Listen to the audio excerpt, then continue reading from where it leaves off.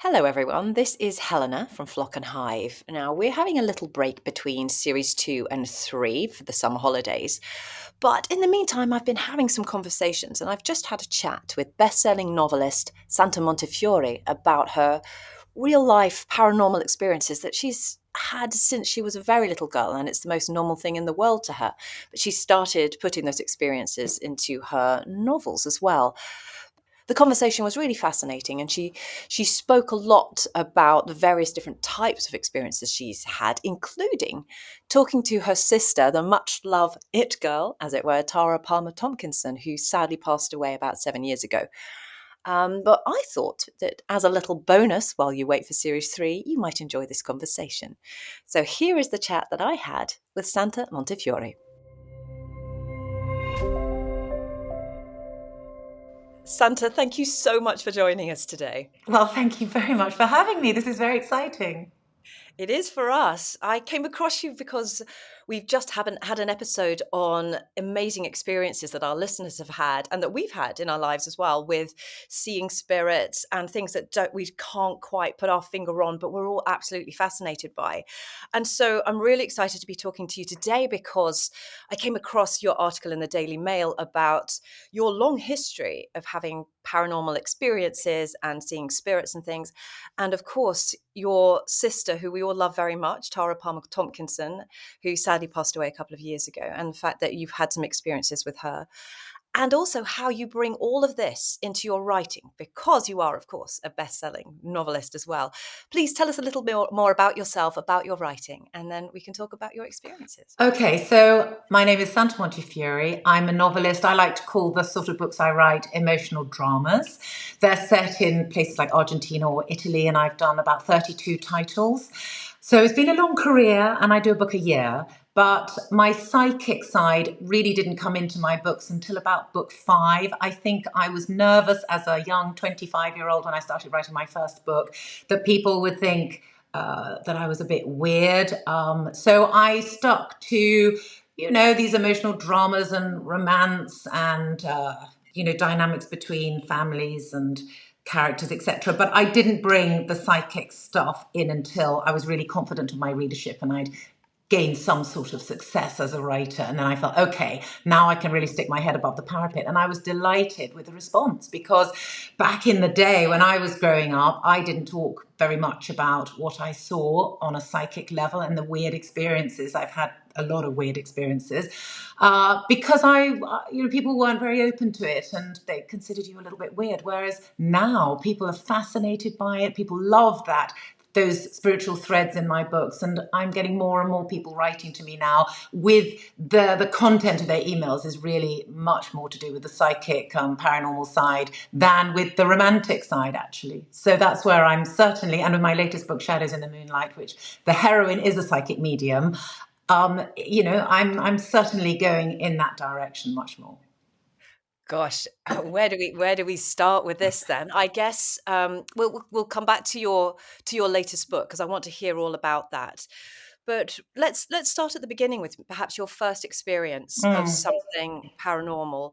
How old were you, and how long did this continue for? So I couldn't say when it started because it's almost like when did you take your first breath? I can't remember because it was so much a part of my life as a child. I will say very quickly that people believe spirits come out at night. They don't. They're like stars. You can see them much more clearly at night because your brainwaves slow down. So in the day, your brainwaves are on beta, they're very quick and they're very earthbound. And at night, when your brainwaves slow down into alpha, gamma, delta, that's when, for me, I was able to tune into that level of vibration, rather like a radio, just tuning into a certain frequency. And that's when I would have my paranormal experiences and see spirits. So growing up as a little girl, age 4, 5, 6, I would hear voices. I often thought they was to do with the light, actually, because I'd hear voices coming from the lights. It was weird. I think it was just as a child, that's what I perceived. But I would sense people walking around my room at night. I'd see shadowy figures. I'd hear people talking. I had a lot of out-of-body experiences where I'd float out of my body and fly around the garden, which was the most blissful, amazing. I can't even put into words the feelings of joy that that gave me, of being able to fly over trees. And I remember very clearly trying to pick leaves off the trees because I wanted proof in the morning that, it wasn't a dream. It was just so real. So those kind of experiences happened a lot, and I never shared them with anyone. My father was the first person in my life to really ignite my interest in the paranormal on the level of books and discussion. And that was probably when I was about 12 or 13. Before that, I didn't tell anyone. It was like, if an owl hoots in the wood at night, I'm not going to say at breakfast, oh, there was an owl last night. It was so normal for me that it wasn't even really worth mentioning. But now looking back on it, I think, why didn't I talk about it? Why didn't I come down in the morning and say, oh, I had the most amazing experience last night flying over the trees? Because,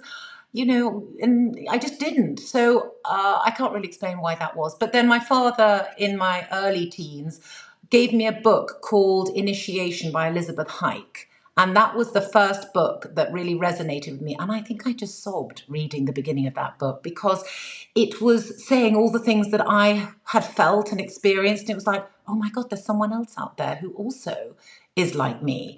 And then I started reading more and more books and discussing it with my father, and realized that actually I wasn't that odd after all. Loads of people have had these sort of experiences. One thing I will say, and I will stop rambling in a second, is that at boarding school, I used to go to bed. We all went back to bed on a Sunday morning after breakfast to have a lie-in. And it was that time of the body not really prepared for sleep because it was in a sort of a wake up stage, but it's sort of out of sync, that I would get this thrumming in my ears, my body would go really heavy, and I'd get sort of tingly all over, and I'd have paralysis where I couldn't move. And it frightened me so much that I kind of willed myself out of it with great, great effort, and it would really terrify me. And then one day when I was pregnant, we're talking, 15 years later, as a 31-year-old, I'm lying in my bed, I'm getting that same feeling. And for the first time in my life, I thought, well, let's just go with it. And I did. And I came out of my body and I had an out of body experience. And that was the first time I had an out of body experience in the day and I realized all those occasions growing up where I'd had those feelings. And I had forced myself out of it, that actually if I'd allowed myself to just go with it, I'd have had out of body experiences that weren't at night in my sleep, that were actually in the day when I was either having a rest or, a siesta or something like that. And I kind of missed a trick there because all through my teens, I was so frightened of it. But it's the most wonderful feeling in the world. I cannot make it happen. It just comes. And I know probably a bit irresponsible to allow it to happen because one really shouldn't play with these things if one doesn't know a lot about them. So I think maybe it's better not to try and make it happen. But anyway, that used to happen to me too. I'm blown away by you saying that. I've 3 times in my life, I've had a situation where we've been in bed and it's woken me up. I felt it's woken me up, and I've had that paralysis, and I've been floating, but stuck above my body, and I was so terrified because I couldn't move, and I was definitely sort of above the bed, and I was fighting it, and it was so terrifying. But that's interesting that you say that, because it sounds like a very similar thing. I wonder what would happen if it happens again. I mean, this was as an adult. One was when I was pregnant, interestingly, and Me then twice too. afterwards. Yeah. Um, yeah. So I tell you what you should do. Try this. When it happens, I used to do this meditation where I breathed in peace and calm, breathed out negativity. So the first time the paralysis thing happened, where I allowed it to happen, I was pregnant with my daughter and I was trying to have a siesta and I was doing that meditation. And that's when I came out and I was frightened. So I sort of slipped back in again because of my fear. And then I decided just to keep doing the breathing thing. So I'm peace and calm, breathe out negativity. And then I floated out again. And I just resigned myself and did that breathe in peace and calm, breathe out negativity, listen to my breathing, and I allowed it to happen. So next time that happens to you, don't be frightened because there is no jeopardy. You are connected to your body. You cannot disconnect yourself from your body. And you're not going to float off and not be able to come back again. So you just need to trust and allow it to happen and maybe do that breathing thing and see where it takes you. Thank you. I mean, I will. It's been a couple of years since it happened, but if it does happen again, Yeah, that's I that's think you really should try it. See where it takes you. You'll start flying about. And it's an amazing thing. I mean, I just wish I could make it happen. oh, well, yeah, me too now. Yeah. So so you got more comfortable with your readership, so you started writing about this. Tell me about your relationship with Susan Dabbs and how she came into your life and why she came into your life and what she's taught Okay. you. So there's no coincidence when you send out a subconscious energy vibration of desire, things then are drawn into your energy, I suppose. And so this interest that I had in spirits, and I saw a lot of spirits at night and was often sort of woken up in the night by people, but I didn't see them very clearly in color. They were sort of shadowy. So I really wanted to talk to somebody who knew more about it. I had this old family friend who I ended up writing a book, Wait for Me, which came out last year. It was his story basically about reincarnation. But anyway, he was an old friend of mine, and we hadn't seen each other for about 5 years. And I was working in a shop in London. He came in, and we decided to go and have supper together, which we did. And we just talked about the paranormal from the moment we sat down. I didn't even know he was interested in it. It was just one of those things. We just got into that subject. And he said, "You must meet this friend of mine called Susan Dabbs. She's a psychic medium healer, and she's absolutely wonderful." So he put me in touch with her. And I went to see her really because I had these recurring nightmares all through my childhood. And I was quite curious to know why I had those. They were terrifying. And so she said right away, "That's the hook that's brought you here. But actually, you're very psychic and I can develop you if you'd like to be developed." And I, of course, said yes. So I embarked on a journey with her, really, where I went to see her probably every 3 weeks for about 3 hours. And we did a lot of meditation. Now, meditation is the key. Oh my goodness. If you want to awaken your psychic side, meditation is the key. Now, everyone can do it. We are all psychic. We are all intuitive. Most people have had the experience of thinking of somebody and then the doorbell goes and it's them, or the phone rings and it's them. And it's like, hold on, I was thinking about you and I haven't seen you in 10 years. Those sort of things happen to us all the time. If I tell you, if you focus on your right hand, you don't even know that your left toe exists because your focus is on your right hand. You don't even know it's there. The psychic sense is like that. So we're so focused on the material world, what we can perceive with our senses, that our five senses, that sixth sense, you don't even know is there, but we all have it. So meditation allows you to develop that and to hone it. And because I started doing that with Sue, spirits then appeared to me in color, like real people, holograms. So I knew they weren't real people. They have a quality about them that I immediately know that's a spirit, that's not a real person. There's nobody invading my house. So I was never frightened. And after having developed with Sue, I ceased to be afraid because I was excited. I was tuning into this level of vibration and suddenly seeing spirits in color. I could see what gender they were, what they were wearing. And that was really, really exciting. And Sue, we did a lot of psychometry where you tune into an object and you can read a lot about somebody through an object because we all leave our energy and vibration over things that we wear, like rings and watches and things like that. But it was a beginning of a massive adventure for me. I did tarot, I did mediumship. It was a fascinating, yeah. So that was when I started to actually develop it and realize that I had an ability that was quite exciting. How did she know that you were very psychic? Was this just after, like, did she just know almost psychically immediately, or was it just based on a couple of things you said? I think she just intuited it. I think she just. I mean, the experience I've had with her are so extraordinary. I thought of writing a book about them at one point, but then I read a lot of those books like Eckhart Tolle, Joe Dispenza, Betty Shine, Dolores Cannon. I read a lot of those authors, and they do it better than me. I could never. I'm not that good. I've just had crazy experiences that are fun to share. So I decided not to write a book, but I put a lot of what I've experienced into my own books. I think that's probably the best way for me to do it. Okay, brilliant. Well, we look forward to all reading all of those. You mentioned in your article about having a past life regression with Susan. Can you explain what that felt like and what the steps were? Yes, I think the interesting thing about all paranormal experiences in my personal experience is that nothing feels very odd when it happens. So you think coming out of your body, you're going to be going, you're not. It's like you've done it a million times before and you've just remembered. So when I came out of my body that time when I was pregnant, and I came up and my body was lying down, and yes, I did it as a child at night and all of that, but this was very different. I was really conscious of actually coming out of my body.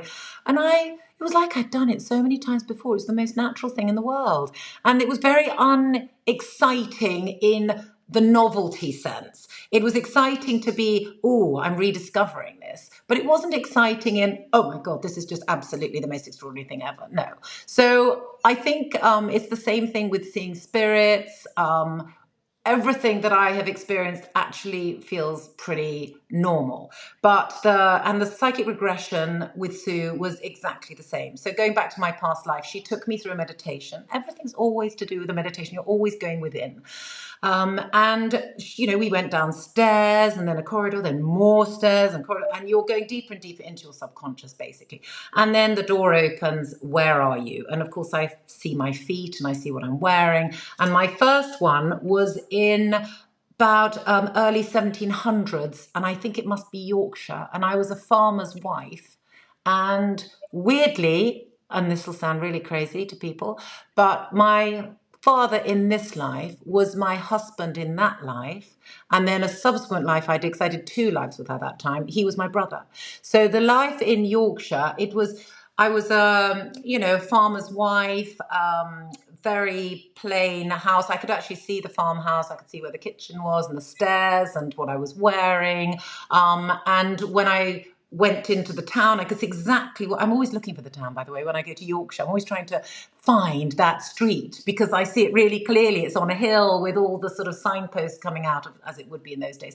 And I remember very distinctly seeing a carriage with these very wealthy people getting out. And I'm standing there with my two children in my very plain clothes, looking on, really excited to see these very wealthy people and rather sort of impressed. Not envious. And I mean, I think I'd be very envious now, but I just accepting that this is, that's their place in the world and that's my place in the world. And I was rather sort of excited to see these very elegantly dressed women getting out in their finery. And then I die young of some sort of TB things. I'm coughing up blood and I leave two children and float off. And then she moved me on 100 years to the early 1800s, and I'm in Spain. That's a much more detailed life. But my brother is French, in a French uniform, and when I came out of that that regression, we couldn't understand why my brother was in a French uniform if it was Spain. And then when I got home, I talked to my husband, and he's a historian, and he doesn't believe in any of this, by the way.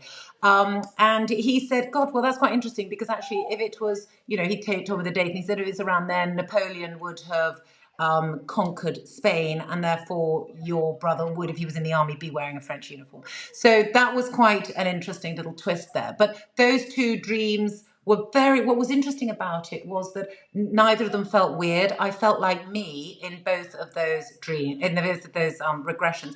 It's a bit like a dream in that you feel, we wake up from our dreams, and in that dream, everyone. You have a past, present, and future with all these people like you do in real life. You have a relationship with these people. You know how you feel about these people. And then you wake up and you don't even know who the hell they were. And it's like that in a regression. You feel like it's just another aspect of you. I was very shy and timid in the Spanish one. I'm not like that now, but I have been in my life. I had a horrible relationship for 2.5 years with a man who's very possessive and overbearing, and I was like that. I was very timid. So we're multidimensional, and we're very much formed on a personality level by our culture and our experiences and who we encounter in our lives. If I had been brought up in China to a farming family, I'd be so different to the person I am now on a personality level. So it just didn't feel odd, is what I'm saying. I felt like me in both those lives, although I was very different. It sounds like it really proves what people say about past lives, and that the fact that apparently, we come back with the same souls, the same people, and sometimes they are your father, sometimes they're your husband. Yes, yes. Mm. Because think about the karma that you have. You're down here to learn and grow. So you move with the same soul group because you've created karma with all those people in your life. People annoy you, or you love people, but you're tied to all these people by your attachments, and you have karma to resolve. I mean, your greatest enemy in this life might end up being your greatest teacher, because that enemy teaches you compassion, empathy, or forgiveness, or we're here to learn and grow, and whoever comes into our life, they're teaching us something and we're teaching them something. So I do think you move in soul groups through many lives. I also think it's like a stage. I know Shakespeare said life is like a stage, we're all actors upon it. I feel there's a big cast, and in some lives you have maybe two or three, and then in another life you might have 10 people.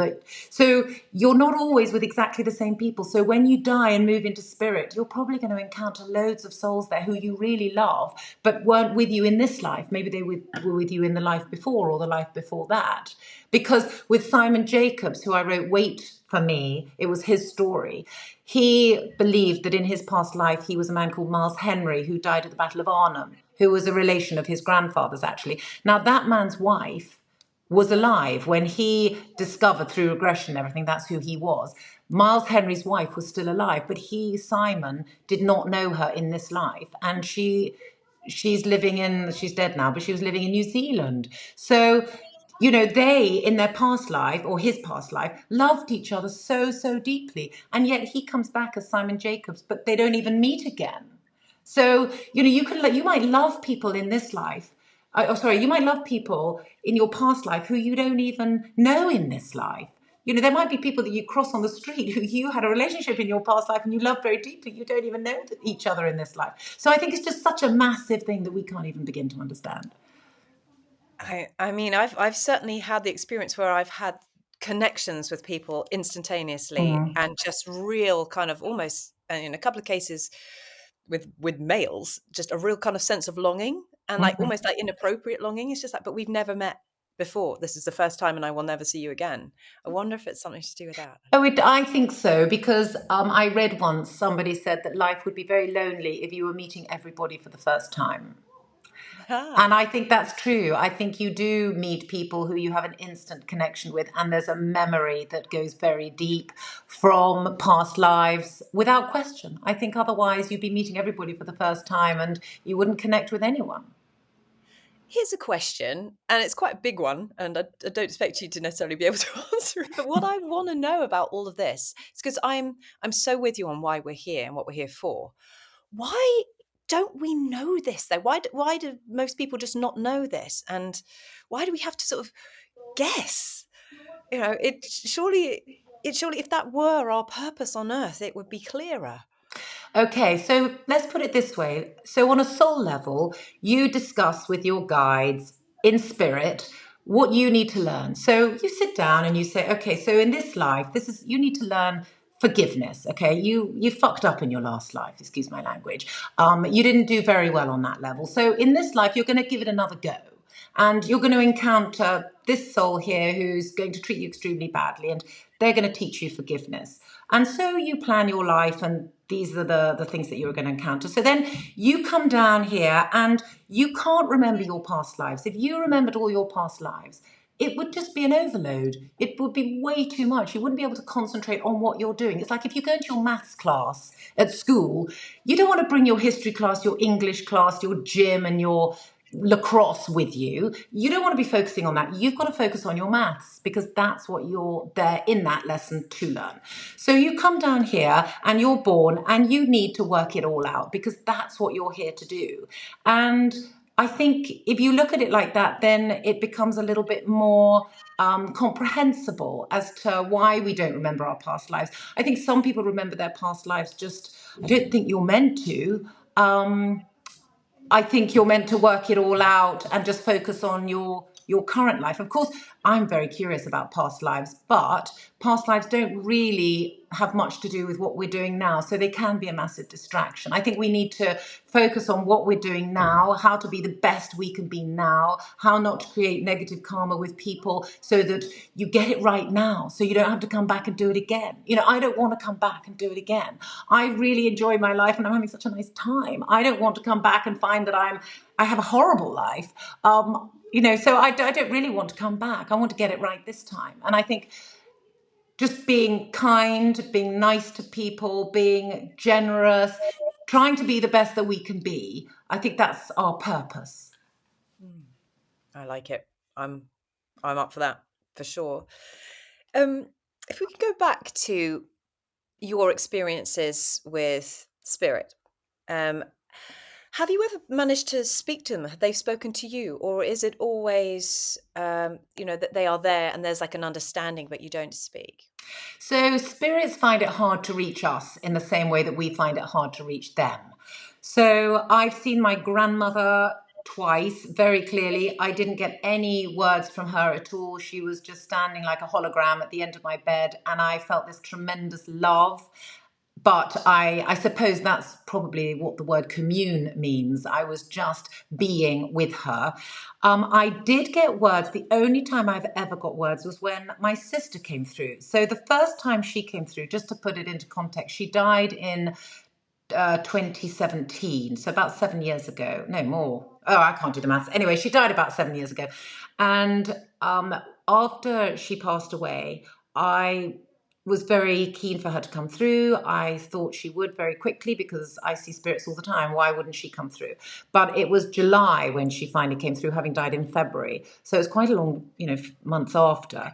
And I went to bed and I was awoken by this insistent sort of Santa, Santa, Santa, Santa, Santa, Santa, Santa kind of in my head.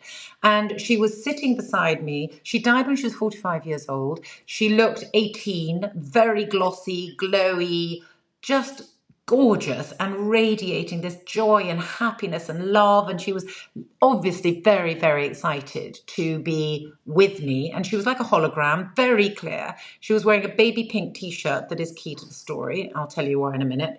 And but I didn't get any more words from her. I sat with her for what felt like quite a long time, and the energy was so powerful.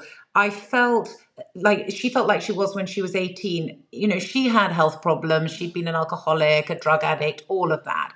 So the person who was sitting with me was not that person. It was the person I knew growing up, the person that I'd loved, who was full of joy and innocence and mischief. The person who was sick, unwell, unhappy, that had gone. So I'd forgotten that she was ever like that because we'd had so many years of the drug addiction and all of that, that I'd forgotten she was ever this light, mischievous, happy soul. So when she faded, because it is like a radio dial, if you get too excited or you just go slightly off the mark, and then she faded. I no longer perceived her. And I got up to go to the bathroom and I woke my husband up. And I said, "Oh, I've just seen Tara." And he went, "Oh, okay," and went back to sleep. So the following morning, I ring my mother and I tell her, and my mother goes quite quiet and says, "That's so weird because we buried her in a baby pink t-shirt." Nobody knew because when the undertaker came and said, "What do you want her to be in?" I just went up to her bedroom and pulled out a pink t-shirt and a pair of tracksuit bottoms. And mummy never told anybody. So that, I think, was Tara projecting herself in a baby pink t-shirt for my mother so that she would know that it was real, because of course I didn't need convincing. But then my husband, who was having breakfast and doesn't believe in this sort of thing at all, when I put the phone down, he went quite quiet and said, "I know this sounds mad," he said, "but when you woke me up, I was dreaming about a brunette in a baby pink t-shirt. So I saw her too." So that was interesting because he doesn't believe in that, spirits and things like that. So that was the first time I saw her. And the second time I saw her was when we were driving across the desert in Utah on a family holiday with the children. And it was that summer. So it was the year she died. And I got this, we were listening to Dire Straits, those really atmospheric tunes. And I got this sing-songy voice in my head going, "Santa, Santa, Santa, Santa," all the way across the desert. When we got to the hotel, I said to Seabag, and it was in the middle of these Mesa mountains, and it was sunset, and it was more beautiful than you can imagine. And I said to Seabag, "I've got to go and meditate. Just you go and deal with the rooms. I'm going up onto one of these mountains." So I went and sat in the sunset. And bearing in mind, my sister had been in rehab in Arizona, and she'd had a little moment, a spiritual moment where things could have really changed for her in Arizona. So I think she had found that deep part of her. But then she came back to the UK and forgot all about it. But she did have a moment in Arizona. So I went up, I went into meditation, and I saw her. There she was in her pink t-shirt. And that's the first time I ever was able to talk, because I imagined myself just throwing my arms around her, and I told her I loved her and all of that. And I said, "You must be with mum because she really needs you." And she threw her head back and roared with laughter and said, "Santa, I'm with her all the time, silly," in that really gravelly voice that she had, and really laughing and happy. And what struck me is that spirits, when they die, you come out of your body just like we did in our sort of astral projection, OBE, whatever you want to call it. When you slip out of your body like that, you go home, and there's a wonderful sense of relief of having, oh, I've finished my life, I've completed it. God, that was tough, but how wonderful that it's done and I'm home. And you feel this great joy, and you look upon people down here, they're still doing it. It's like you're still at school having to sit your exams, and you're up there having finished your exams early, but the others are still down there.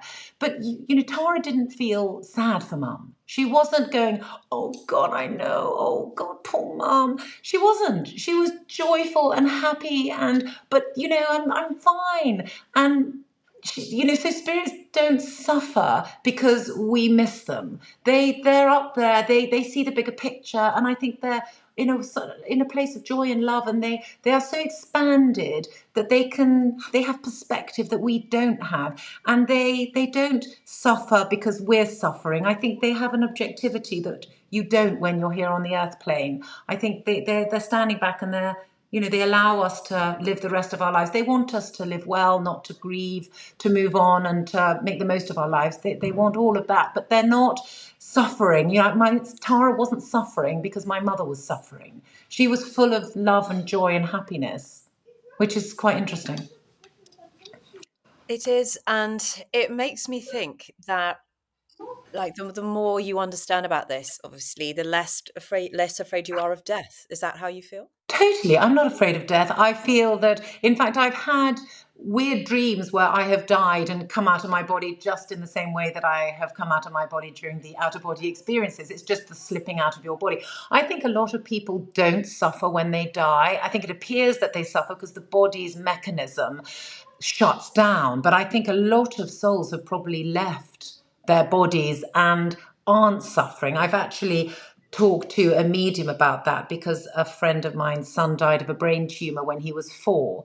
And what the parents found the hardest to deal with was their son's pain. And my friend, it was Sue Dabbs actually, who said to me, because she was very close to the little boy and helping him, and she said he wasn't in his body. When it looked like he was suffering at the end, that was just the body. That wasn't him. He had already left. So I think it's quite nice to know that. I don't think there's as much suffering as we think there is. Maybe I like to think that. I don't know. Listen, I can only go on what I've experienced, what I've read, and what I've talked to people who know better than me. I like to think that that's the case, but I do feel that slipping out of our bodies is actually not very hard. I think it's very easy. Lovely. Tell us about your most recent book. Okay, so it's called Shadows in the Moonlight. My heroine, pink haired Pixie Tate, is a psychic medium who has an unusual gift. She can slip through time.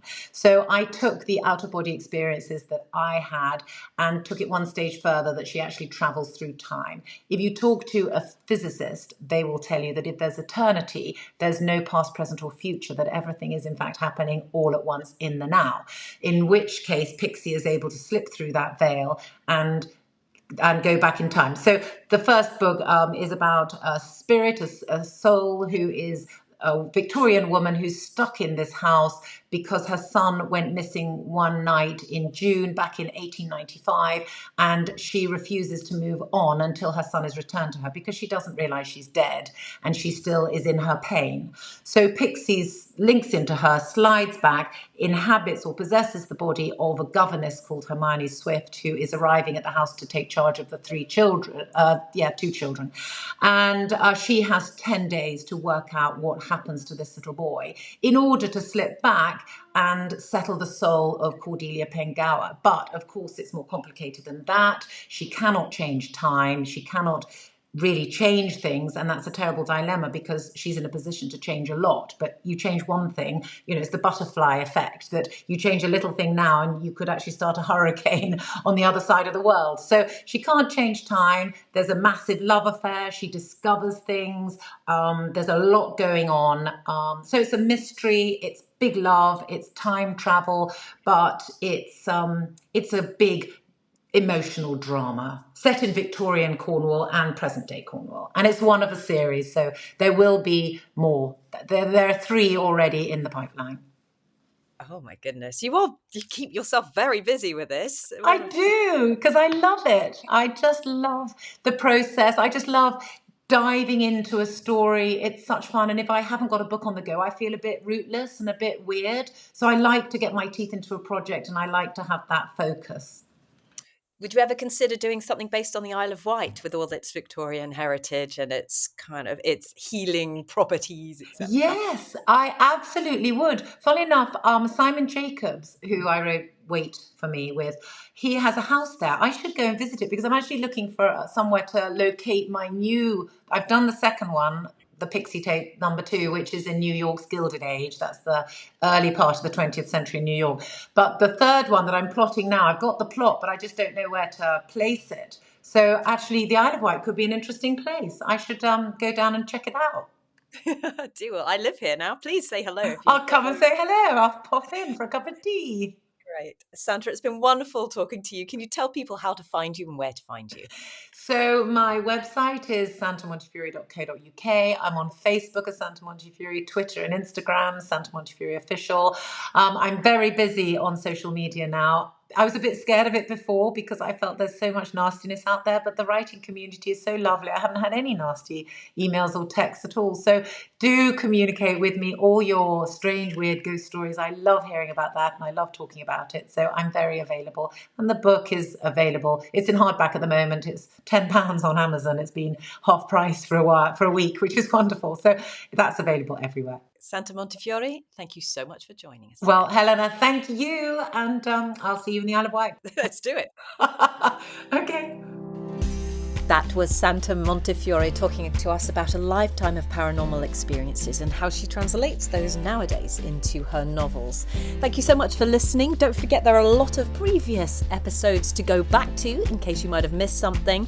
If you were interested in this today, you might also love episode 6 where we talked to Jessica Lynn in Australia. She's a psychic medium. You might also like to hear about astrology and a beginner's guide to birth charts. That's in episode 8. There's also kinesiology and distance energy healing, an episode number 14, that is, that we had with Amanda Barnes. And of course, there are lots of articles over on our website, flockandhive.com. Don't forget to subscribe to our newsletter. There are a lot of extra little tidbits in there, juicy nuggets of information and things that spark joy. And do keep your eyes peeled on social media at Flock and Hive because we will soon be having a giveaway.